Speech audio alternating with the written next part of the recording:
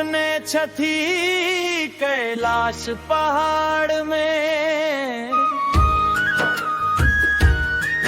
हम डूबल छी दुखक जंजाल में। भोला भांग खमगन छठी अपन संसार में, भक्त फसल छठी नरक जाल में।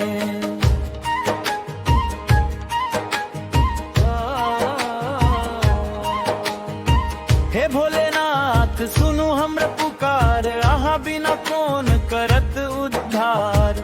गौरी गणेश कार्तिक संग बैसल छी, एक बेर देखूं हम छी लाचार। भोला अपने छठी कैलाश पहाड़ में,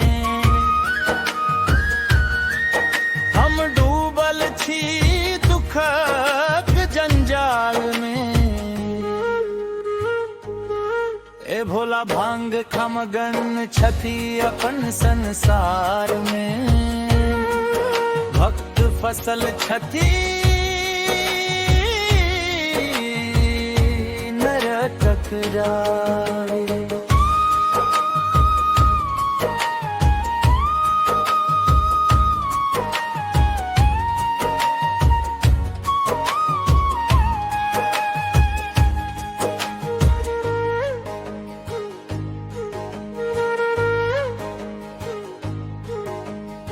गांजारा पीबथी भांग घोटथी, डमरू बाजे ताल में।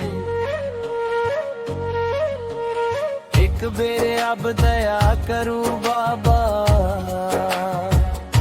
भक्त फसल छठी नरक जाल में। भोला अपने छठी कैलाश पहाड़ में, हम डूबल छी दुखक जंजाल में। भोला भांग खमगन छठी अपन संसार में, भक्त फसल छठी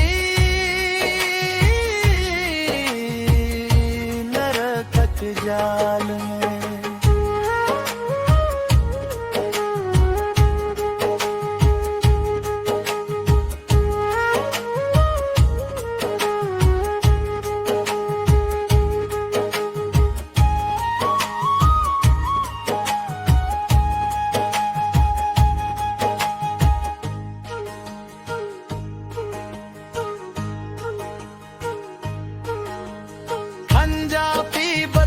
भांग घोटथी डमरू बाजे ताल में,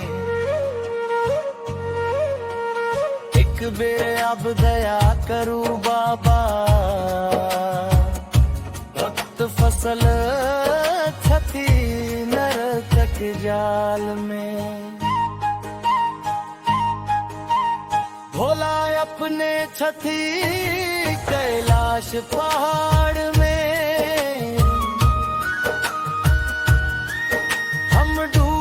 छी दुखक जंजाल में। हे भोला भांग खमगन छठी अपन संसार में, भक्त फसल छठी में नरक जाल में।